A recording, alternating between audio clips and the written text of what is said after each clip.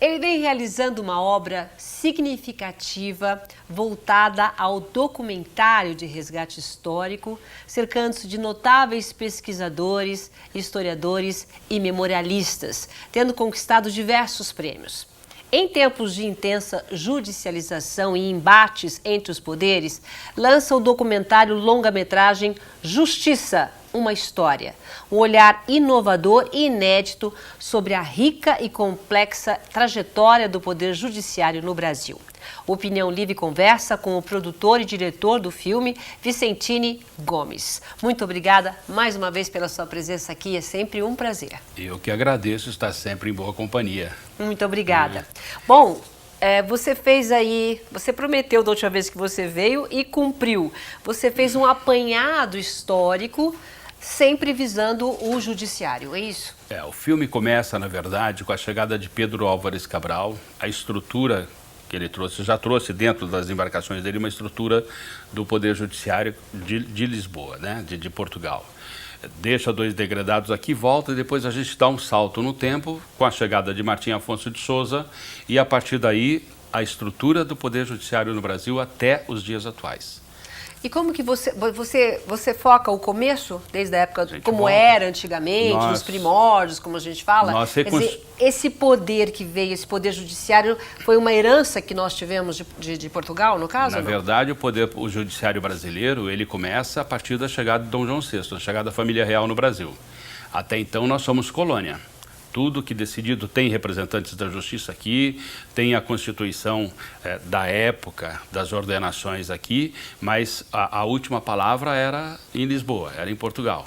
Vinha sempre, qualquer decisão que era tomada aqui tinha que ter um representante da coroa, é isso? Mandava-se para lá, na verdade. Tinha os representantes da coroa aqui. A partir da chegada de Dom João VI, da família real, definitivamente se instaurou o Poder Judiciário no Brasil. E depois que ele saiu, e inclusive não só para o Brasil, para todo o reino português, toda a coroa. Né? Portugal, África, toda a coroa. Aí a ordem partia daqui? Partia daqui. Né? A família real estava aqui. Ele fugiu de lá, alguns dizem que foi uma atitude diplomática, né?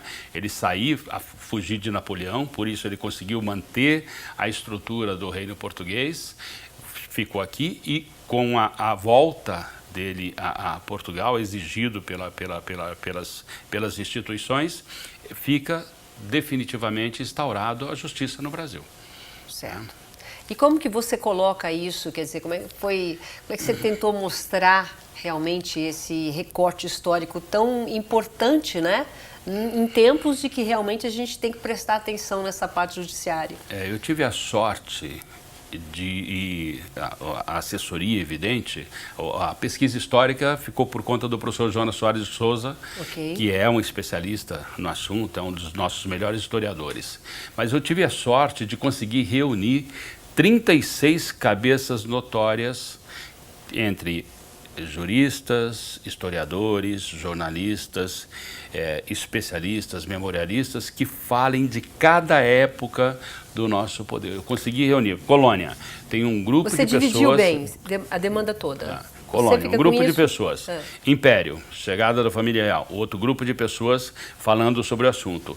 República, outro grupo de pessoas que entende sobre a transformação, a passagem do Império para a República. E aí, cada etapa da nossa República, da nossa frágil democracia, da nossa frágil do governo, a partir de então, nós temos especialistas no assunto, até os dias atuais.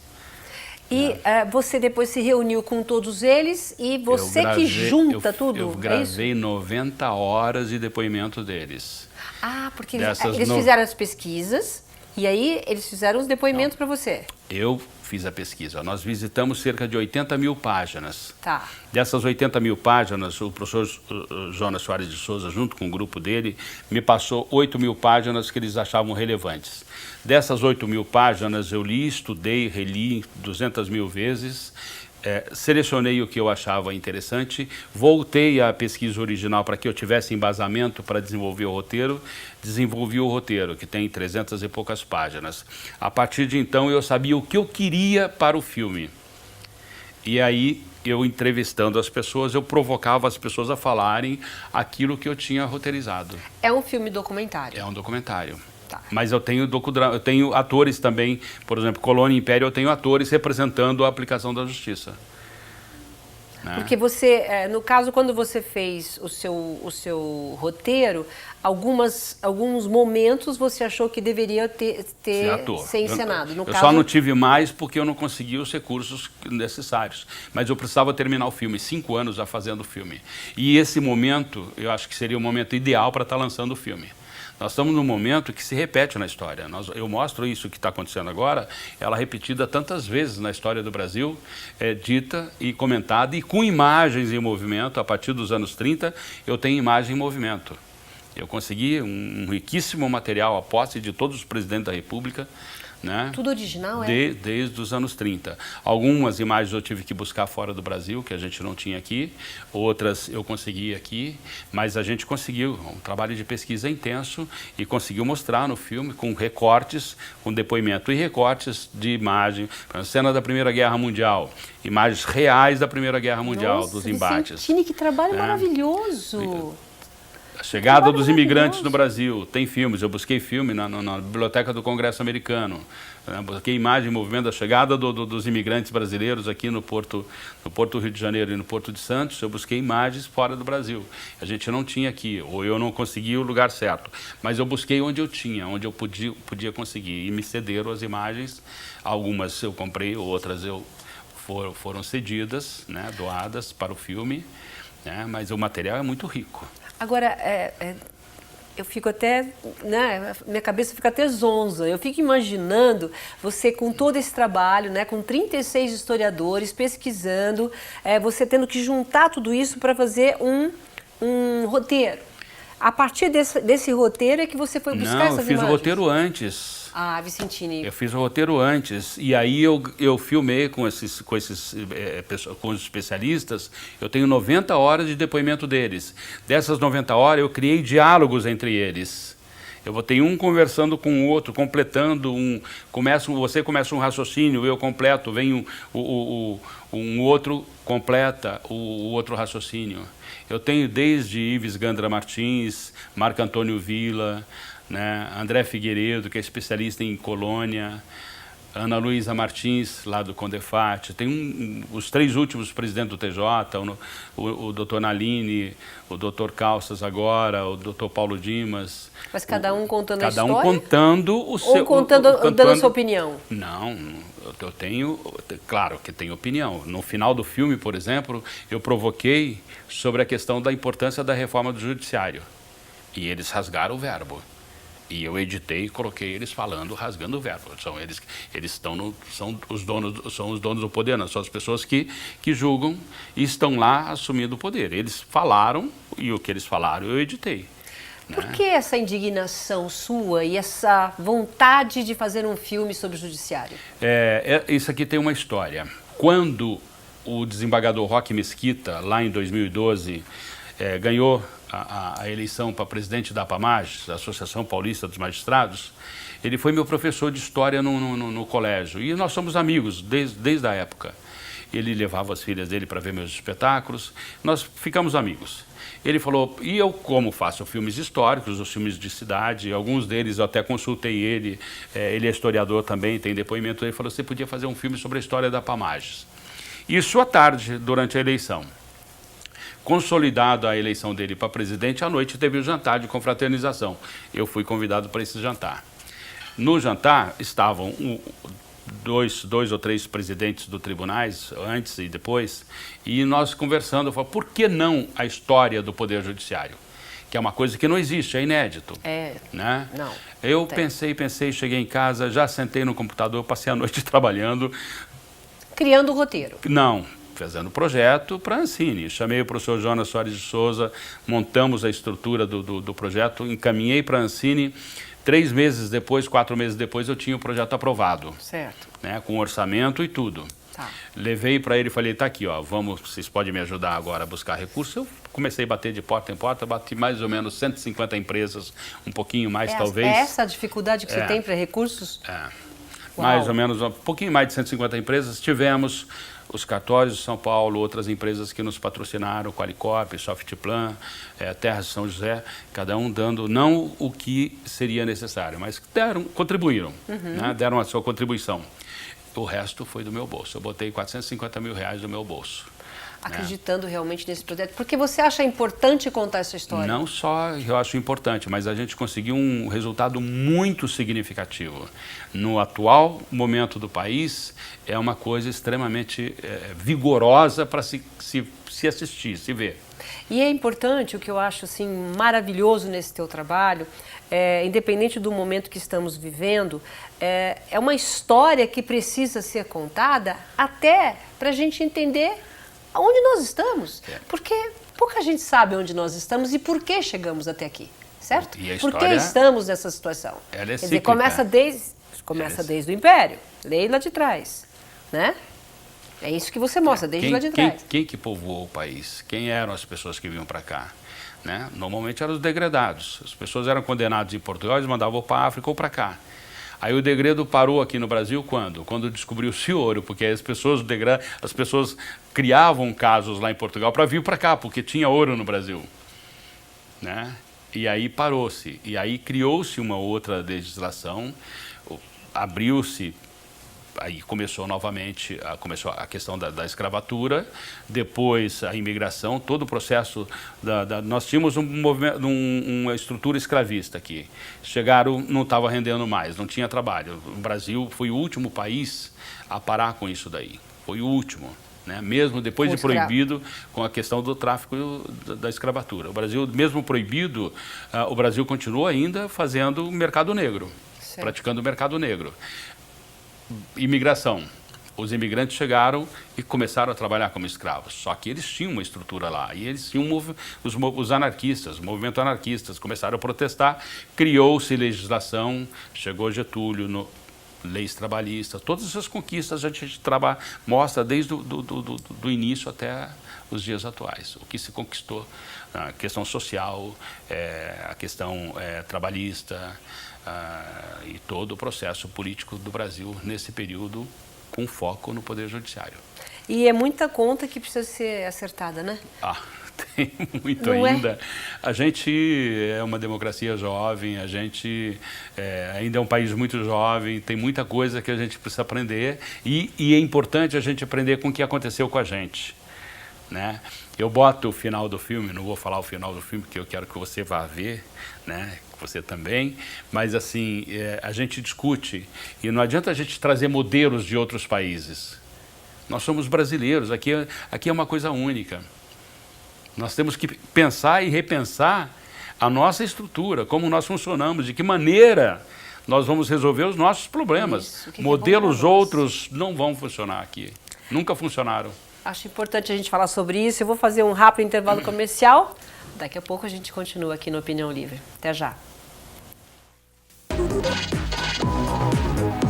Universidade Paulista Unip é a preferida do mercado de trabalho. 5 anos consecutivos, ranking universitário confirma. Unip é a universidade particular preferida dos que contratam em todo o Brasil. Unip, qualidade e empregabilidade realmente comprovadas.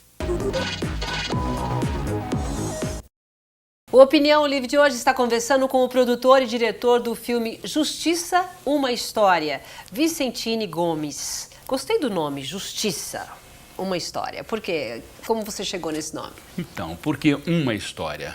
Porque a história do Poder Judiciário é muito rica, ela é muito ampla, ela é vastíssima. Para você ter uma noção, eu tenho hoje no meu computador, a partir da pesquisa da histórica do filme Justiça, eu tenho 30 argumentos desenvolvidos já de filmes de ficção baseado em fatos que eu estudei, que eu li nessa pesquisa. Então, é muito grande. Então, uma história, porque essa é a história que eu escolhi contar.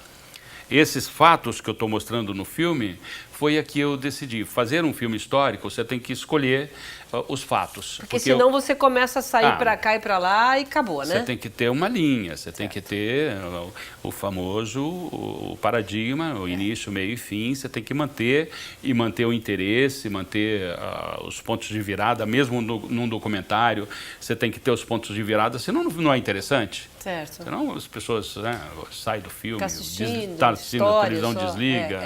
Então, uma história, porque é a história que eu contei, que eu quero contar. Agora, ela é muito ampla, ela é muito vasta. Eu tenho tantas outras histórias. Nessa pesquisa que você fez, você conseguiu vários argumentos para tantas outras histórias para outras produções. Para outras produções. Um deles já está no meu próximo filme, que é um filme que eu vou fazer sobre assédio moral com a mulher, lá nos anos 30.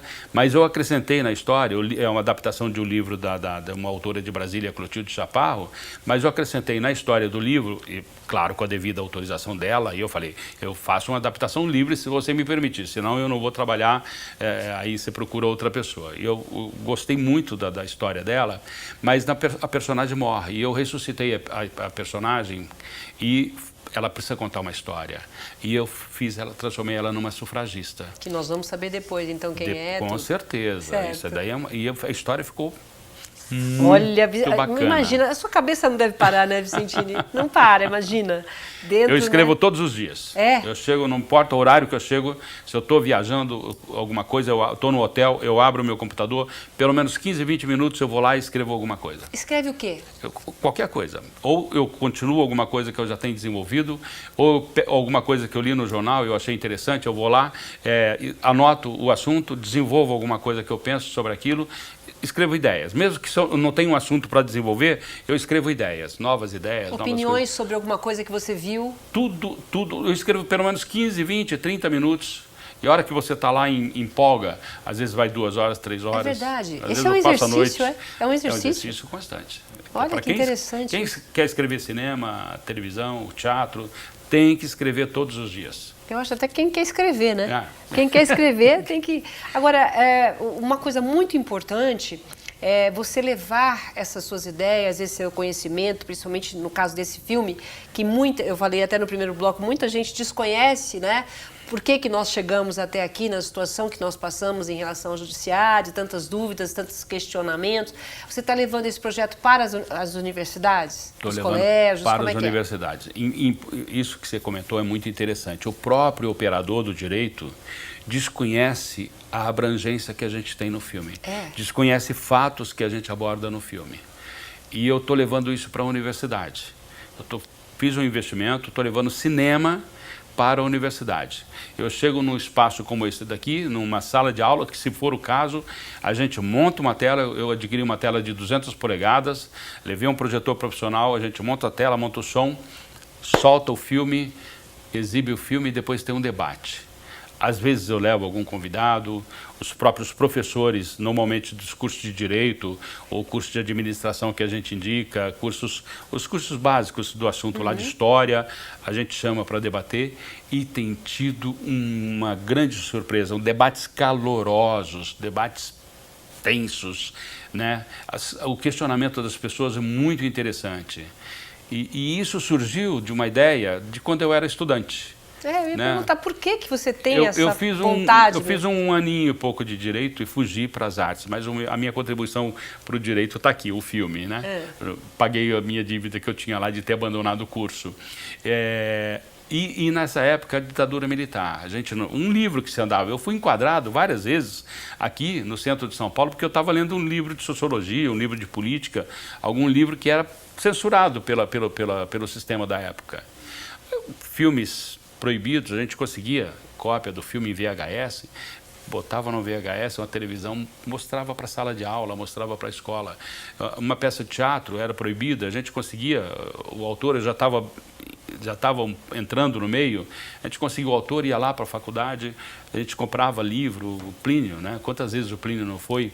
Plínio Marcos Guarnieri, que foi debater também, a peça proibida, vamos lá, a gente debate, a gente lia.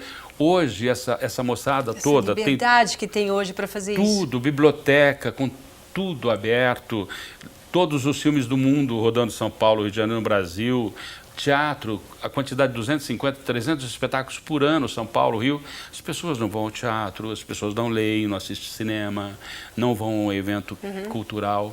Então, essa é a minha contribuição para essa moçada. E o que a gente pode realmente aprender nesse filme? O que você achou importante, né? Eu quero saber tudo sobre o filme, mas ele infelizmente não vai contar o filme, a gente vai ter que assistir. Mas o que é mais importante? O que a gente aprende num filme como esse? Eu estou há 5 anos fazendo o filme, né? Desde quando comecei o projeto até agora. E todo dia eu aprendo assistindo o filme e debatendo o filme com o pessoal. Algumas curiosidades que nós temos, algumas curiosidades que o Ives Gandra comenta, o Marco Antônio Villa comenta, que eles, com irreverência, fatos que aconteceram e a gente checou todo esse material para estar lá exibido no filme, é inédito, é desconhecido dos operadores do direito. As pessoas não têm conhecimento. Não dá para contar nenhumzinho assim, dá para fazer um Por spoilerzinho, exemplo, como fala agora? uma coisa, o Dr. Ives comenta um fato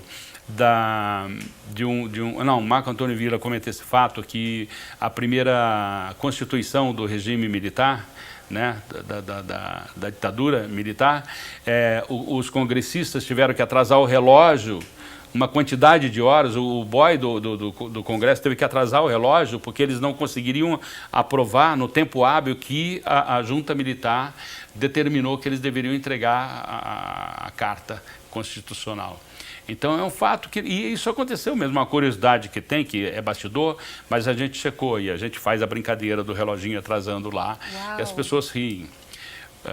Tem um fato interessante, uma das últimas aplicações das ordenações filipinas no Brasil, já no final do século XIX... O que são as ordenações filipinas? Era o sistema de justiça que regia o Império. Até o final do Império, até o início dos anos 20, do século XX, isso foi aplicado pela justiça aqui no Brasil ainda, né? Ordenações filipinas. Ordenações filipinas, tá? Foi Filipe, né? Um cara, uma cena de assédio sexual.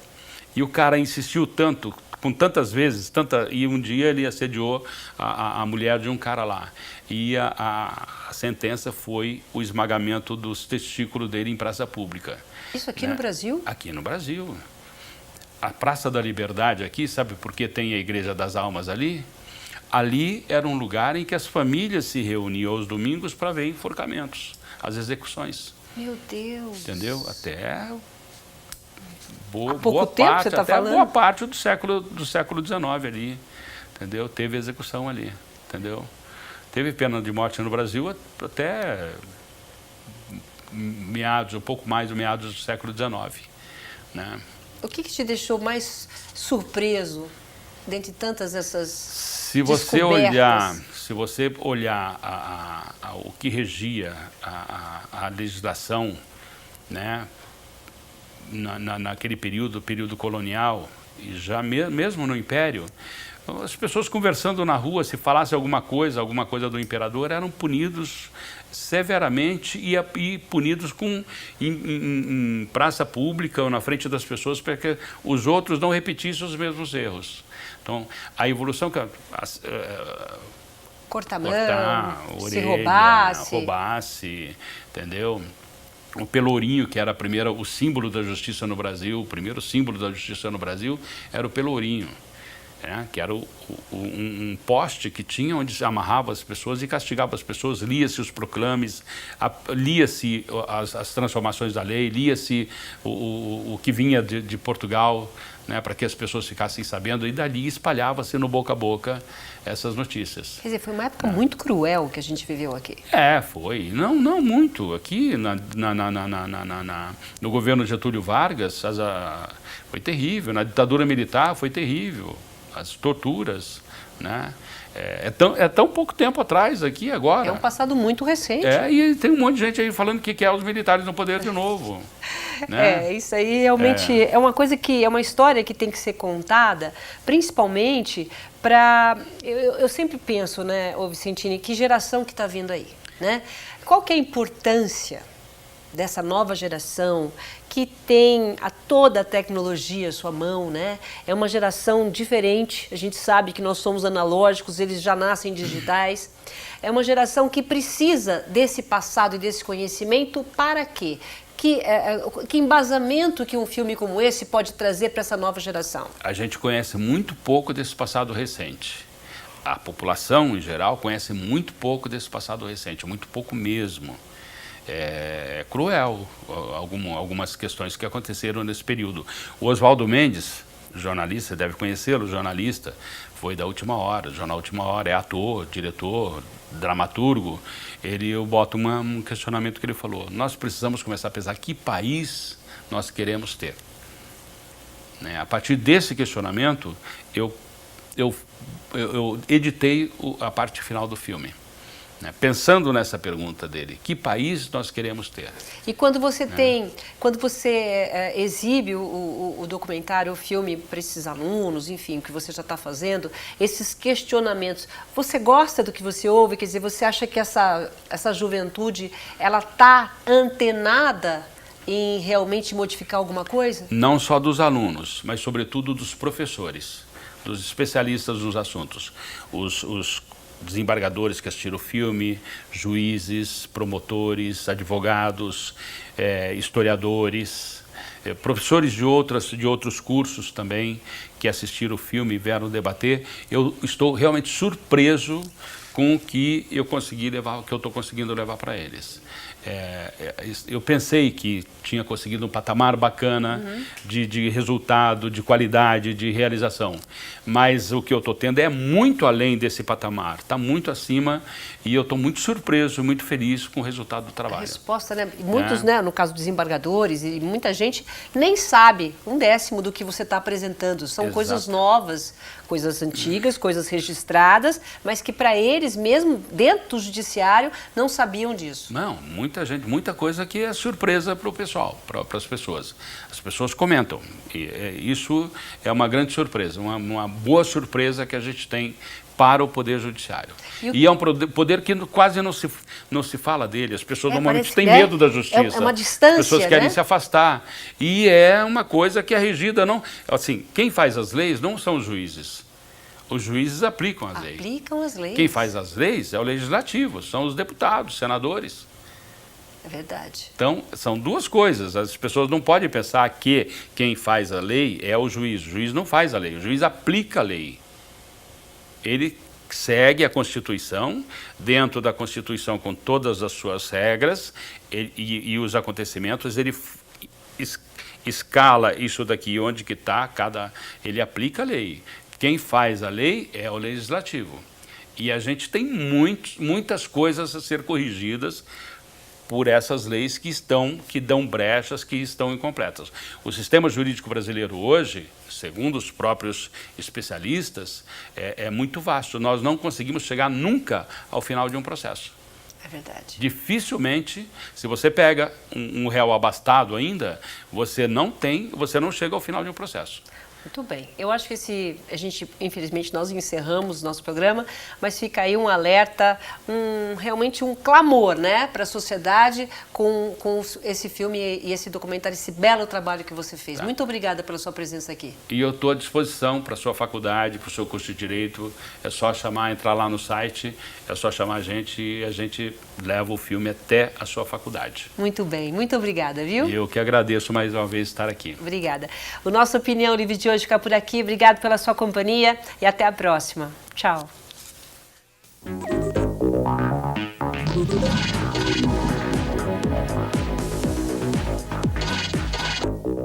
Universidade Paulista Unip é a preferida do mercado de trabalho. 5 anos consecutivos, ranking universitário confirma. Unip é a universidade particular preferida dos que contratam em todo o Brasil. Unip, qualidade e empregabilidade realmente comprovadas.